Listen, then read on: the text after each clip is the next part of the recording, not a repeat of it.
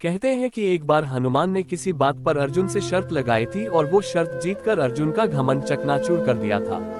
इसी प्रसंग के बारे में हम आपको बताने जा रहे हैं।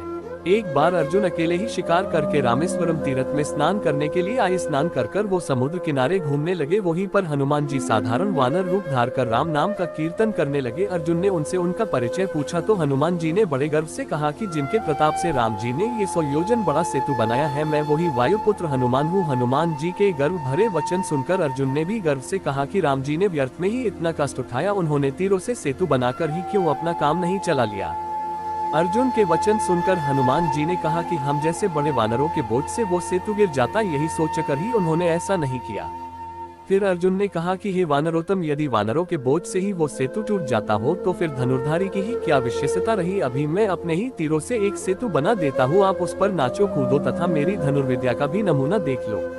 अर्जुन की ऐसी बातें सुनकर हनुमान जी ने मुस्कुराते हुए कहा कि यदि वो सेतु मेरे वजन से टूट गया तो क्या करिएगा। तब अर्जुन ने कहा कि यदि वो सेतु टूट गया तो मैं चिता पर चढ़ जाऊंगा। फिर उसने कहा कि अच्छा, आप भी बाजी लगाइए। तब हनुमान जी ने कहा कि यदि मैं तुम्हारे पुल को अंगूठे के भर से नहीं तोड़ पाया तो जीवन भर तुम्हारी सहायता करूंगा। दोनों के बीच बाजी लग गई। तब अर्जुन ने सेतु बनाया जो कि हनुमान जी के अंगूठे के भार से टूट गया। हनुमान जी के इस कार्य से खिन्न होकर अर्जुन ने चिता तैयार कर हनुमान जी के रोकने पर भी उसमें कूदने के लिए उद्यत हो गया। ये देखकर श्री कृष्णा भगवान ब्रह्मचारी का रूप धरकर आए और अर्जुन से पूछने लगे कि ऐसा क्या हुआ कि आप चिता पर बैठ गए। अर्जुन ने सब बात भगवान को बता दी, जिसे सुनकर भगवान ने कहा कि तुम दोनों ने जब बाजी लगाई थी तब यहाँ कोई साक्ष्य नहीं था, अतः वो नहीं साल थी, क्योंकि बिना साक्ष्य के सच और झूठ का पता नहीं लगाया जा सकता। इसलिए तुम दोबारा से सेतु बनाओ और मैं उस बात का फैसला करूंगा। दोनों ने बटु की बात मान ली। तब अर्जुन ने फिर से वैसा ही सेतु बनाया जिसके नीचे भगवान ने सुदर्शन चक्र लगा दिया था। हनुमान जी ने फिर से उसे अंगूठे से डुबाने का प्रयास किया। इस बार वो भी डूबा। जब हनुमान जी ने देखा कि वो सेतु मजबूत है तो वो उस पर खूब कूदे, किंतु उस सेतु का बाल भी बांका नहीं हुआ। उन्होंने सोचा कि पहले तो ये सेतु बड़ी आसानी से टूट गया था, पर अब ये टूट ही नहीं रहा। हनुमान जी समझ गए कि वो बटु कोई और नहीं स्वयं श्री कृष्णा है और हम दोनों के गर्व का परिहार करने के लिए ही वो इस रूप में आए हैं। तब उन्होंने अर्जुन से कहा कि अर्जुन, आपने इन बटु की सहायता से हमें परास्त कर दिया है, क्योंकि इन्होंने सेतु के नीचे सुदर्शन चक्र लगा दिया है।